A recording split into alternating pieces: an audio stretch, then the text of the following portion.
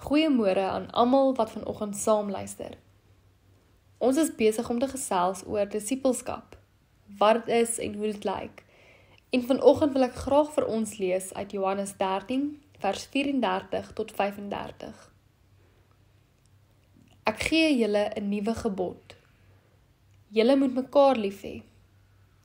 Soos ek julle lief gehad het, moet julle mekaar ook lief hê. Hieraan sal almal weet dat julle my disippels is, as julle mekaar liefhet. Hier kom Jesus by die hart van disippelskap. Liefde. Nie net enige liefde nie, nie oppervlakkige vriendelikheid of kortstondige simpatie nie, maar 'n liefde wat die ander dien, vergewe, dra en ten spyte van alles liefhet. Dit is hoe Jesus liefhet, en dis hoe ons geroep word om ook lief te hê. In 'n wêreld van verdeeldheid, oordeel en selfsug, is die konsep van liefde radikaal anders. Wanneer ons ander liefhet met die liefde van Christus, wys ons aan die wêreld wie ons God is, wie ons eer en dien. Disippelskap is daarom 'n leefwyse van liefde. En hierdie liefde is nie beperk tot die maklikes of die bekendes of die bestes nie.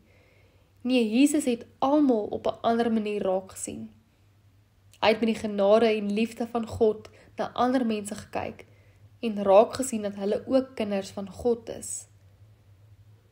Nog 'n belangrike ding om te onthou is dat disippelskap vra dade van liefde, nie net woorde nie.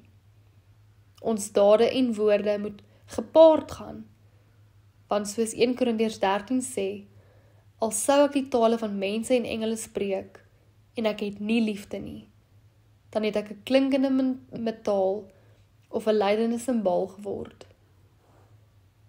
Wees lief vir mense, sê dit, doen dit, en bewys dit. Kom ons bid saam. Here God van liefde, dankie dat ek uit u liefde en genade kan leef. Here, vandag wil ek vra, maak my hart sag soos u sin, en help my om ander lief te hê met dieselfde volharding en deernis waarmee u my liefhet. Amen.